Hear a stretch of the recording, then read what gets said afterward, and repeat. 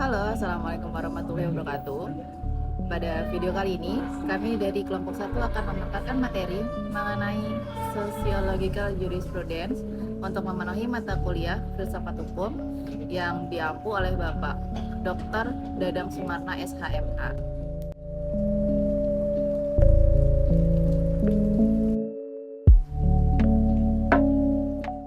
Sebelum itu, perkenalkan, nama saya Yulia Puspitasari dengan NIM 20101010 Perkenalkan, nama saya Julianto dengan NIM 20101010200975. Perkenalkan, nama saya Ranti Amara dengan NIM 201010200619. Perkenalkan, nama saya Cindy Setiama Faida dengan NIM 201010200467. Perkenalkan, nama saya Rizky Alia dengan NIM 201010200637. Hukum Indonesia secara keseluruhan masih menggunakan hukum yang berasal dari negara kolonialnya, yaitu negara Belanda. Hampir semua hukum yang berjalan di Belanda juga ikut diterapkan di Indonesia. Dengan kata lain, hukum Indonesia adalah hukum yang masih mengacu kepada hukum yang dibuat oleh Belanda. Sistem hukum Eropa kontinental adalah sistem hukum yang diterapkan di negara Belanda. Karena Indonesia adalah bekas jajahan Belanda, jadi sistem hukum Eropa kontinental juga diterapkan di negara Indonesia. Sistem hukum Eropa kontinental lebih menekankan kepada hukum yang tertulis, dan perundang-undangan menduduki peran penting dalam sistem hukum ini. Di Indonesia sendiri, dasar hukumnya adalah konstitusi. Sebagai salah satu dimensi kehidupan bangsa Indonesia, hukum Indonesia adalah suatu kebutuhan mendasar yang didambakan kehadirannya sebagai alat pengatur kehidupan, baik dalam kehidupan individual, kehidupan sosial, maupun kehidupan bernegara. Kebutuhan hakiki bangsa Indonesia akan ketentraman, keadilan, serta kesejahteraan atau kemanfaatan yang dihadirkan oleh sistem aturan yang memenuhi ketiga syarat keberadaan hukum tersebut menjadi sangat mendesak pada saat ini, di tengah-tengah situasi transisional menuju Indonesia baru. Sistem hukum Indonesia sering digunakan dalam kehidupan sehari-hari untuk menunjuk pada sistem norma yang berlaku dan atau diberlakukan di Indonesia. Hukum Indonesia adalah hukum, sistem norma atau sistem aturan yang berlaku di Indonesia. Dengan kata lain yang juga populer digunakan, hukum Indonesia adalah hukum positif Indonesia, semua hukum yang dipositifkan atau yang sedang berlaku di Indonesia. Namun demikian, dalam perkembangan selanjutnya, sistem hukum yang saat ini berlaku di Indonesia tampak adanya perpaduan antara satu sistem hukum dengan sistem yang lainnya. Indonesia tidak hanya menggunakan sistem hukum Eropa kontinental saja, tetapi juga telah mengalami perkembangan dalam sistem hukumnya. Hal tersebut disebabkan karena adanya sumbangan dari para pemikir atau filsuf terhadap sistem hukum yang sedang berjalan. Sehingga sistem hukum yang ada di Indonesia saat ini terlihat mengalami perkembangan dan kemajuan karena adanya hasil pemikiran dari para filsuf tersebut. Dalam proses pembentukan hukum di Indonesia, memasukkan filsafat hukum sosiologis atau sociological jurisprudence. Sucipto Raharjo adalah salah satu ahli Indonesia yang mengembangkan pendekatan hukum sociological jurisprudence. Menurutnya, terkait dengan sociological jurisprudence, di dalamnya terkait dengan aliran hukum progresif, berasal dari gagasan bahwa penegak hukum dan pembentuk hukum harus memulai untuk mempertimbangkan pendekatan dalam hukum secara sosiologis untuk tercapainya kesejahteraan masyarakat. Hukum progresif didasari gagasan bahwa manusia penegak dan pembentuk hukum adalah faktor independen yang dalam hal ini menentukan seberapa efektif hukum menciptakan keadilan sosial bagi masyarakat. Aliran filsafat hukum sosiologis melihat hukum dengan logika sosial yang mendorong pemahaman hukum secara kontekstual sebagai pola perilaku dan hasil penstrukturan struktur peranata atau institusi dan fakta sosial empiris.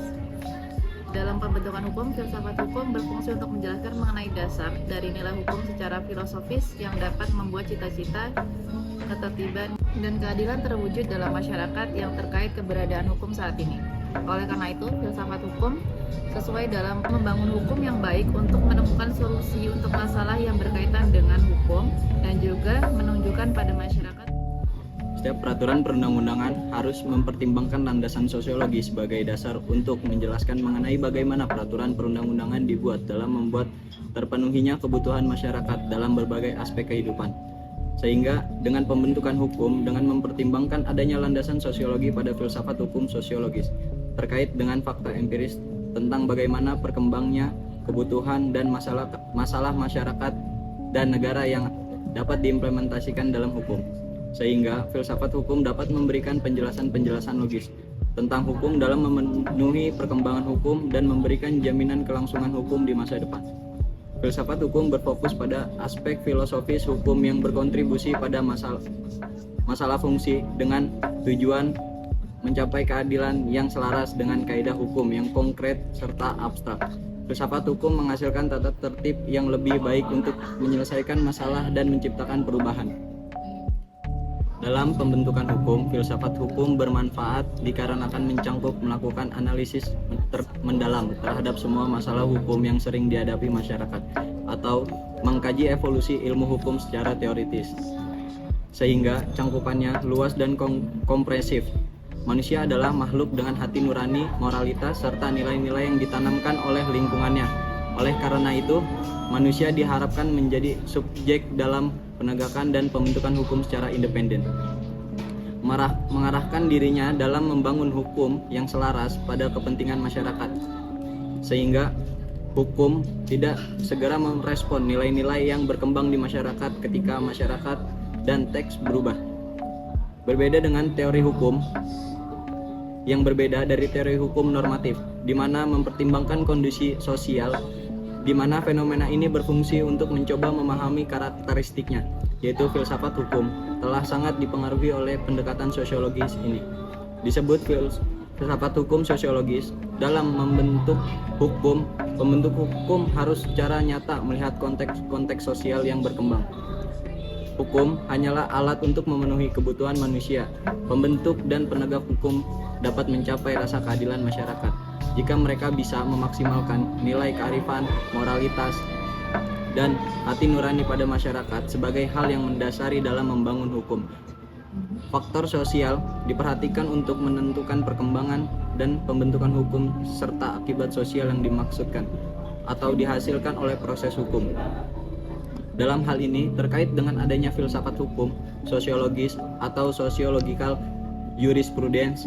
Dalam hal ini terkait dengan adanya filsafat hukum, asas Bhinneka Tunggal Ika selaras sebagai salah satu asas dasar pembentukan peraturan perundang-undangan yang mendasari bahwa pembentukan hukum harus mempertimbangkan keberagaman suku, golongan, budaya, atau agama dalam kehidupan masyarakat. Sehingga asas ini memberikan kewajiban pembentuk peraturan perundang-undangan baik di eksekutif maupun legislatif. Pembentukan hukum dengan melihat masyarakat ke dalam sistem pembentukan hukum Indonesia dikarenakan akan mempengaruhi dan bermanfaat pada perkembangan hukum di Indonesia. Aliran sosiologi jurisprudens dipelopori oleh beberapa tokoh sebagai berikut, yaitu Roscoe Pound, Eugene Ehrlich, Benjamin Cardozo, Kantorowicz, Burfitch, dan lain-lain. Inti pemikiran mazhab ini menganggap bahwa hukum yang terbaik adalah hukum yang sesuai dengan hukum yang hidup dalam masyarakat. Pemikiran ini berkembang di Indonesia dan Amerika. Aliran sosiologi jurisprudens berbeda dengan sosiologi hukum. Dengan rasio demikian, sosiologi hukum merupakan cabang sosiologi yang mempelajari hukum sebagai gejala sosial. Sedangkan sociological jurisprudence merupakan suatu mazhab dalam filsafat hukum yang mempelajari pengaruh timbal balik antara hukum dan masyarakat dan sebaliknya. Sociological hukum sebagai cabang sosiologi yang mempelajari mempengaruhi masyarakat kepada hukum dan sejauh mana gejala-gejala yang ada dalam masyarakat dapat mempengaruhi hukum, di samping juga diselidiki juga berpengaruh sebaliknya, yaitu pengaruh hukum terhadap masyarakat. Dari dua hal tersebut di atas, sociological jurisprudence dan sosiologi hukum dapat dibedakan cara pendekatannya. Sociological jurisprudence, cara pendekatannya bertolak dari hukum kepada masyarakat, sedangkan sosiologi hukum, cara pendekatannya bertolak dari masyarakat kepada hukum. Research Fund menganggap bahwa hukum sebagai alat rekayasa sosial atau law as tool of social engineering and social control yang bertujuan menciptakan harmoni dan keserasian agar secara optimal dapat memenuhi kebutuhan dan kepentingan manusia dalam masyarakat. Keadilan adalah lambang usaha penyelesaian yang harmonis dan tidak memihak dalam mengupayakan kepentingan anggota masyarakat yang bersangkutan. Untuk kepentingan yang ideal, itu perlu kekuatan paksa yang dilakukan oleh penguasa negara. Pendapat atau pandangan dari Research Fund ini banyak persamaannya dengan aliran Intelligent Jurisprudence. Primat logika dalam hukum digantikan dengan primat pengkajian dan penilaian terhadap kehidupan manusia. Atau secara konkretnya lebih memikirkan keseimbangan kepentingan-kepentingan. Research Fund juga berpendapat bahwa living law merupakan sintesis dari tes positivisme hukum dan anti-mazhab sejarah. Maksudnya, kedua aliran tersebut adalah kebenarannya. Hanya hukum yang sanggup menghadapi ujian akal agar dapat hidup terus. Yang menjadi unsur-unsur kekal dalam hukum itu hanyalah pernyataan-pernyataan akal yang terdiri dari atas pengalaman dan diuji oleh pengalaman. Pengalaman dikembangkan oleh akal dan akal diuji oleh pengalaman.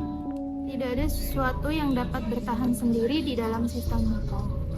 Hukum adalah pengalaman yang diatur dan dikembangkan oleh akal, yang diumumkan dengan wibawa oleh badan-badan yang membuat undang-undang atau mengesahkan undang-undang dalam masyarakat yang berorganisasi politik dibantu oleh kekuasaan masyarakat itu. Sementara Egon Ehrlich sebagai pelopor aliran sosiologi jurisprudensi khususnya di Eropa, ia adalah seorang ahli hukum di Australia dan tokoh pertama yang meninjau hukum dari sudut sosiologi. Ehrlich melihat ada perbedaan antara hukum positif di satu pihak yang hukum hidup di masyarakat atau living law di lain pihak. Menurutnya, hukum positif baru akan memiliki daya berlaku yang efektif apabila berisikan atau selaras dengan hukum yang hidup dalam masyarakat. Sebagian telah dikemukakan sebelumnya. Di sini jelas bahwa Ehrlich berbeda pendapat dengan penganut positisme hukum. Ehrlich ingin membuktikan kebenarannya bahwa titik pusat perkembangan hukum tidak terlalu pada undang-undang, putusan hakim, atau ilmu hukum, tapi pada masyarakat itu sendiri. Dengan demikian, sumber dan bentuk hukum yang utama adalah kebiasaan. Hanya sayangnya, seperti dikatakan oleh Friedman dalam karyanya, Ehrlich pada akhirnya justru meragukan posisi kebiasaan ini sebagai sumber dan bentuk hukum pada masyarakat modern. Selanjutnya, Ehrlich beranggapan bahwa hukum tunduk pada kekuatan-kekuatan sosial tertentu. Hukum sendiri tidak akan mungkin efektif karena keterlibatan dalam masyarakat didasarkan pada penganut sosial terhadap hukum dan bukan karena penerapannya secara resmi oleh negara. Bagi Ehrlich, tertib sosial didasarkan pada fakta yang diterima hukum yang didasari pada aturan dan norma sosial yang tercermin dalam sistem hukum.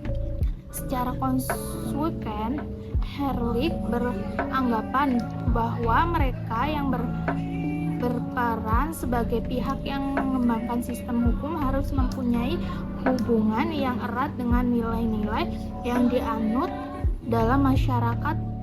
Kesadaran itu harus ada pada setiap anggota profesi hukum yang bertugas mengembangkan hukum yang hidup dan menentukan ruang lingkup hukum positif dalam hubungannya dengan hukum yang hidup.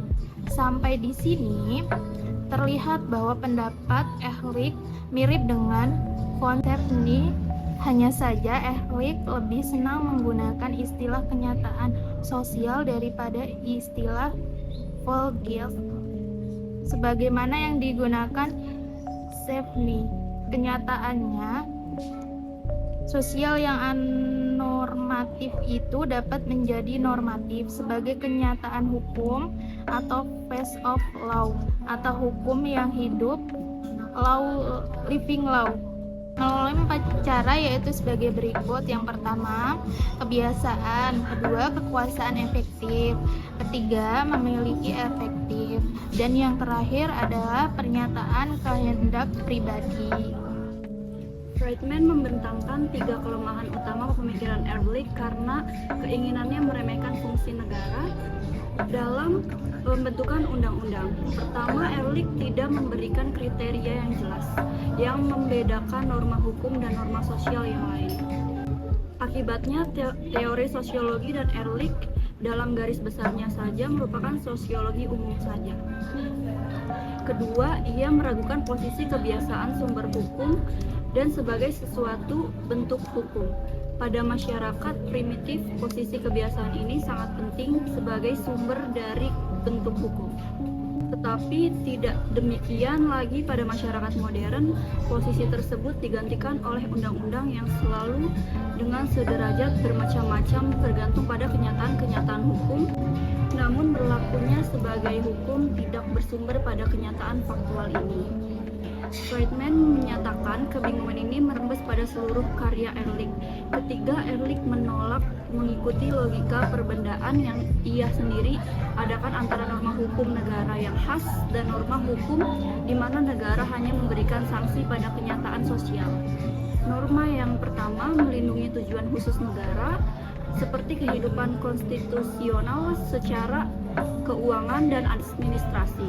Dalam masyarakat modern, norma ini terus bertambah banyak sehingga menuntut pengawasan yang lebih banyak dari negara. Konsekuensinya, peranan kebiasaan terus berkurang. Bahkan sebelum pembuatan undang-undang secara terperinci, sementara itu undang-undang yang dikeluarkan pemerintah pusat mempengaruhi kebiasaan masyarakat sama banyaknya dengan pengaruh pada dirinya sendiri. Fleischmann terkenal bahwa hukum adalah alat untuk memperbaharui atau merekayasa masyarakat, law as a tool of social engineering. Pound pernah menuntut ilmu di Harvard Law School dan University of Nebraska College of Law untuk dapat memenuhi perannya sebagai alat tersebut. Pound lalu membuat penggolongan atas kepentingan-kepentingan yang harus dilindungi oleh hukum sebagai berikut. Kepentingan hukum publik interest, kepentingan negara sebagai badan hukum, kepentingan negara sebagai penjaga kepentingan masyarakat. Kepentingan masyarakat, social interest, kepentingan akan kedamaian dan ketertiban. Perlindungan lembaga-lembaga sosial, pencegahan kemerosotan akhlak, pencegahan pelanggaran hak, kesejahteraan sosial, kepentingan pribadi, private interest, kepentingan individu, kepentingan keluarga. Dari klasifikasi tersebut dapat ditarik dua hal. Pertama, Pound mengikuti garis pemikiran yang berasal dari von Jering dan Bentham, yaitu berupa pendekatan terhadap hukum sebagai jalan ke arah tujuan sosial dan sebagai alat dalam perkembangan sosial. Memang penggolongan kepentingan tersebut sebenarnya melanjutkan apa yang telah dilakukan oleh von Jering. Kedua, klasifikasi tersebut membantu menjelaskan premis-premis hukum, sehingga membuat pembentuk undang-undang, hakim, pengacara, dan pengajar hukum menyadari akan prinsip-prinsip dan nilai-nilai yang terkait dalam tiap-tiap persoalan khusus. Dengan perkataan lain, klasifikasi itu membantu menghubungkan antara prinsip atau hukum dan praktiknya. Aliran yang dianut Pound berangkat dari pemikiran tentang pengaruh timbal balik antara hukum dan masyarakat. Di Indonesia, konsep Pound ini dikembangkan oleh Mohtar Kusumaatmadja.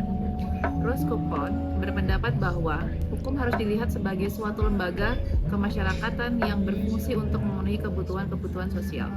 Menurut Pound, pada saat terjadi imbangan antara kepentingan dalam masyarakat, maka yang akan muncul adalah kemajuan hukum. Roscoe Pound mengadakan 3 penggolongan utama terhadap kepentingan-kepentingan yang dilindungi hukum. Pertama, public interest, yang meliputi kepentingan negara sebagai badan hukum dalam tugasnya untuk memelihara hakikat negara dan kepentingan negara sebagai penjaga dari kepentingan sosial. Kedua, kepentingan orang perorangan yang dibedakan oleh Pound menjadi 3 kepentingan lagi. Ini kepentingan pribadi meliputi fisik, kebebasan kemauan, kehormatan, privasi, kepercayaan, dan pendapat, kepentingan-kepentingan dalam hubungan di rumah tangga, dan kepentingan mengenai harta benda.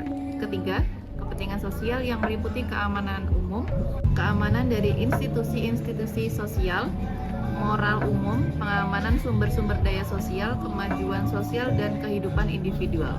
Kata sesuai pada uraian tersebut mencerminkan nilai-nilai yang hidup dan berkembang di dalam masyarakat. Mazhab ini berbeda dengan aliran sosiologi hukum.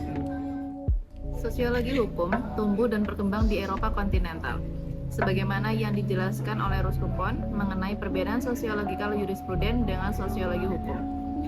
Selain itu, Roskopon mengungkapkan bahwa kedua konsepsi aliran hukum positif dan mazhab sejarah ada kebenarannya. Hanya hukum yang sanggup menghadapi ujian akal dapat hidup terus.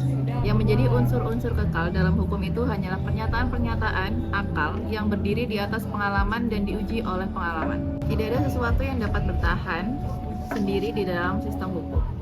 Hukum adalah pengalaman yang diatur dan dikembangkan oleh akal yang diumumkan dengan wibawa oleh badan-badan yang membuat undang-undang atau mengesahkan undang-undang dalam masyarakat yang berorganisasi politik dan dibantu oleh kekuasaan masyarakat. Istilah sosiologikal dalam menamai aliran ini menurut Patton kurang tepat dan menimbulkan kekacauan. Ia lebih senang menggunakan istilah metode fungsional. Oleh karena itu, ada pula yang menyebut sosiological jurisprudence ini dengan functional anthropological. Dengan menggunakan istilah metode fungsional seperti diungkapkan tersebut, Patton ingin menghindari kekacauan antara sosiological jurisprudence dan sosiologi hukum atau the sociological law. Sekalipun aliran sosiologi jurisprudens kelihatan sangat ideal dengan cita-cita hukum masyarakat yang terus-menerus berubah ini, karena mengutamakan bagaimana suatu hukum itu menjadi baik dan sesuai dengan nilai yang hidup dalam masyarakat. Tapi, aliran ini bukanlah tanpa kritik. Suatu hal yang patut dipahami bahwa dalam program sosiologi jurisprudens lebih mengutamakan tujuan praktis dengan 1. Menelaah akibat sosial yang aktual dari lembaga-lembaga hukum dan doktrin hukum, karena itu lebih memandang kerjanya hukum daripada isi abstraknya. Yang kedua, majukan telaah sosial berkenaan dengan telaah hukum yang mempersiapkan perundang-undangan. Karena itu, menganggap hukum sebagai suatu lembaga sosial yang dapat diperbaiki oleh usaha yang cerdik guna menemukan cara terbaik untuk melanjutkan dan membimbing usaha-usaha demikian itu. Ketiga, mempelajari cara membuat peraturan yang efektif dan menitik beratkan pada tujuan sosial yang hendak diciptai oleh hukum dan bukannya pada sanksi. Yang keempat, menelaah sejarah hukum. Sosiologi yakini tentang akibat sosial yang ditimbulkan oleh doktrin hukum dan bagaimana cara menghasilkannya. Yang kelima, membela apa yang dinamakan pelaksanaan hukum secara adil dan mendesak supaya ajaran hukum harus dianggap sebagai bentuk yang tidak dapat berubah. Yang keenam, meningkatkan efektivitas pencapaian tujuan yang tersebut di atas agar usaha untuk mencapai maksud serta tujuan hukum lebih efektif. Program sosiologi jurisprudens PON kelihatan berpengaruh dalam pandangannya. Yakini apa yang disebut dengan hukum sebagai social engineering serta ajaran sosiologi jurisprudens yang dikembangkannya, di mana hukum yang baik itu adalah hukum yang sesuai dengan hukum yang hidup dalam masyarakat. Aliran ini mengentahkan pentingnya hukum yang hidup dalam masyarakat, di mana hukum positif akan baik apabila ada hubungan dengan peraturan yang terletak di dasar dan di dalam masyarakat secara sosiologi dan antropologis. Tetapi tidak mudah untuk mewujudkan cita-cita hukum yang demikian. Berdasarkan fakta bahwa setiap kelompok mempunyai tata tertib sendiri dan fakta bahwa hubungan antara tertib ini adalah terus-menerus berubah menurut tipe masyarakat yang serba meliputi, yang terhadap negara hanyalah merupakan suatu kelompok yang khusus dan suatu tata tertib yang khusus pula. Dalam menerapkannya, diperlukan berbagai pendekatan untuk memahami dan menginventarisasi nilai-nilai yang hidup dalam masyarakat.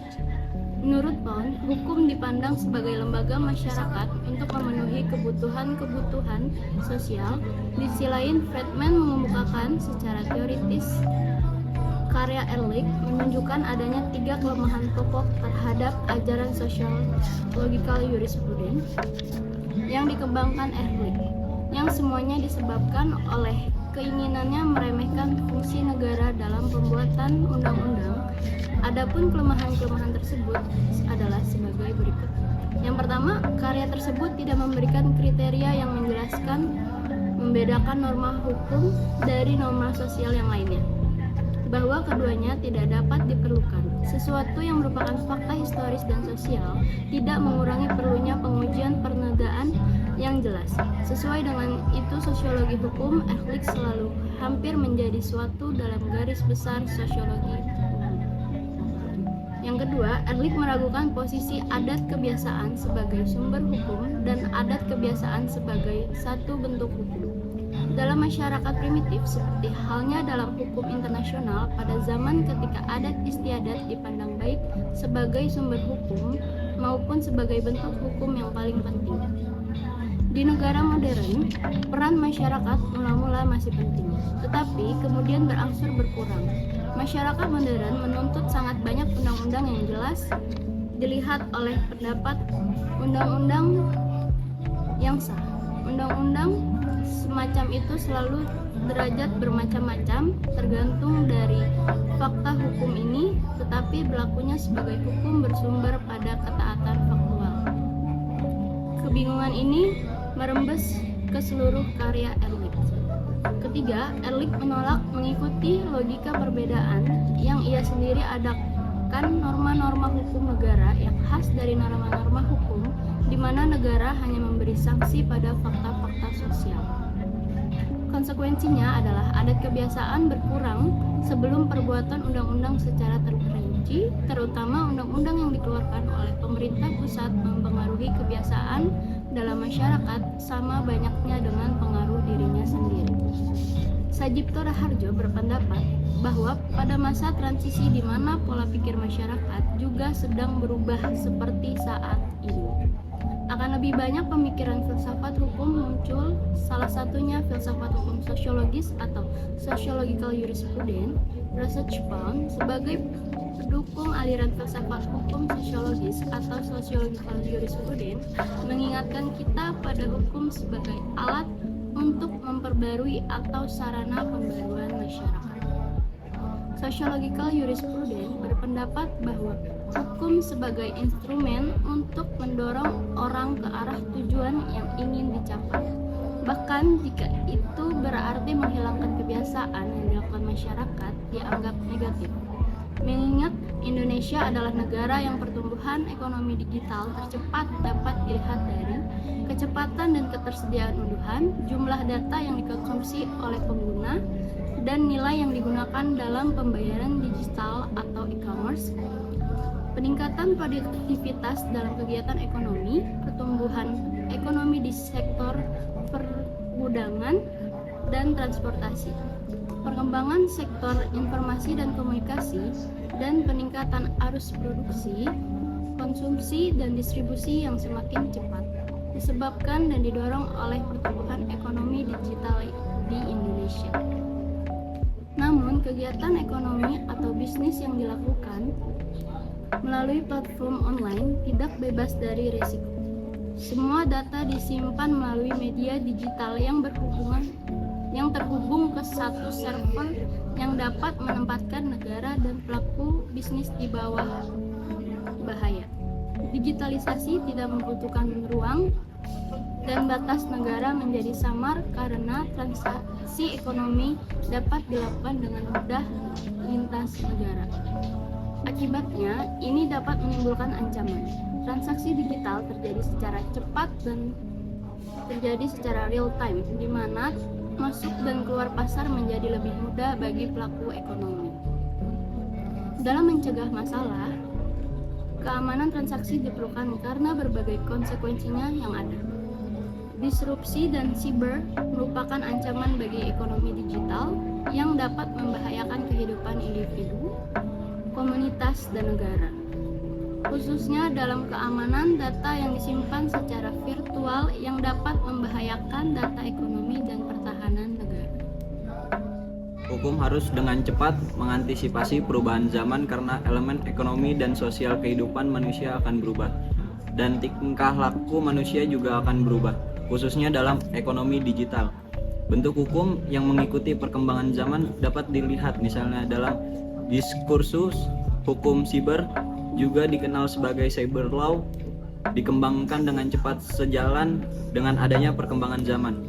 Hukum telah berkembang dalam kehidupan masyarakat, menimbulkan perubahan yang menghasilkan peraturan baru yang menyesuaikan perkembangan teknologi, informasi, dan komunikasi. Hukum dapat berubah menyesuaikan dengan masyarakat.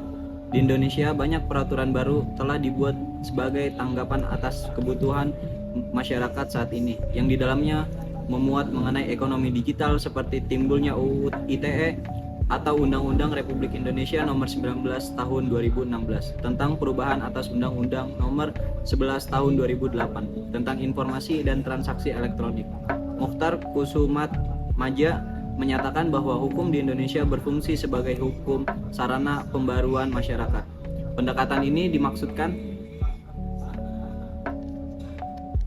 untuk mengenai masalah pembangunan sosial ekonomi secara praktis. Selain itu, ia mengatakan bahwa negara-negara berkembang menganggap penting untuk menggunakan pendekatan sosiologikal jurisprudence dikarenakan mekanisme dari hukum yang ada di negaranya berkembang belum sesempurna seperti pada negara maju. Karena kemajuan sosial ekonomi selalu menghasilkan perubahan, salah satunya era ekonomi digital, maka hukum harus bertindak untuk mengontrol pergeseran ini agar tetap teratur. Hukum harus cepat mengantisipasi perubahan zaman, karena elemen ekonomi dan sosial kehidupan manusia akan berubah dan tingkah laku manusia juga akan berubah. Oleh karena itu, misalnya dalam diskusi hukum siber juga dikenal sebagai cyber law, dikembangkan dengan cepat sejalan dengan adanya perkembangan zaman. Menurut pandangan Mokhtar Kusumatmadja, hukum digunakan bukan sebagai alat tetapi sebagai sarana untuk memperbarui masyarakat. Sejalan dengan Roskupon, hukum harus berfungsi untuk memenuhi kebutuhan masyarakat. Salah satunya, tugas ilmu hukum adalah membuat kerangka yang dapat digunakan untuk memenuhi kebutuhan masyarakat. Filsafat hukum sosiologis juga berpengaruh untuk masyarakat berpikir dan menjalani kehidupan, terus berubah menciptakan perspektif baru tentang nilai hukum positif. Hukum sebagai law in action atau proses. Membedakannya dari hukum law in books atau tertulis, apakah undang-undang yang dibuat sesuai dengan pola tindakan menjadi fokus utama dalam ajaran tersebut. Dalam hal ini, ketertiban dan keteraturan sebagai usaha pembaruan serta pembangunan diperlakukan dan hukum diharapkan untuk mengarahkan kegiatan masyarakat ke arah yang ingin dikehendaki oleh pembaruan dan pembangunan tersebut. Khususnya dalam era ekonomi digital, untuk mencapai tujuan ini, peraturan hukum yang terkait dengan ekonomi digital merupakan peraturan perundang-undangan yang tertulis, yang mana sejalan dengan sociological jurisprudence. Internet sebagai penggerak utama ekonomi digital, di mana pelaku ekonomi berkumpul di pasar global melalui internet. Saat ini Indonesia berada dalam era ekonomi digital, ditunjukkan dengan telah marak digunakan kegiatan ekonomi berbasis digital, salah satunya e-commerce. Selain itu, internet memungkinkan lebih banyak komunikasi dan menyebarkan informasi daripada ekonomi konvensional, yang memungkinkan pemasaran produk lebih luas. Hal tersebut merupakan bentuk nyata bahwa negara harus sigap, tanggap, dan tepat dalam menyusun dan membentuk peraturan-peraturan perundang-undangan dengan tujuan menjaga situasi yang kondusif dan aman di masyarakat. Berbagai organisasi dan individu dapat terhubung secara online lebih banyak berkat pengembangan teknologi informasi yang lebih murah, lebih mudah digunakan, dan lebih baik. Kemajuan teknologi telah mendorong transisi dari ekonomi konvensional ke ekonomi digital. digitalisasi yang membuat batas-batas negara menjadi samar atau borderless, mendukung terjadinya ekonomi digital yang dilakukan melalui secara virtual untuk bertransaksi dan hubungan antara pelaku ekonomi melalui internet. Sociological jurisprudence berperan penting dalam sistem hukum di Indonesia, mulai dari pembentukan hukum sampai pada penegakan hukumnya.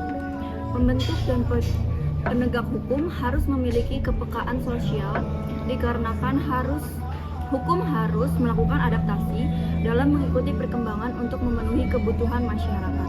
Sehingga hal ini menuntut hukum berperan mengatur kegiatan ekonomi digital tersebut untuk berjalan dan melakukan antisipasi perkembangan menuju era ekonomi digital, yaitu dengan filsafat hukum sosiologis atau sociological jurisprudence.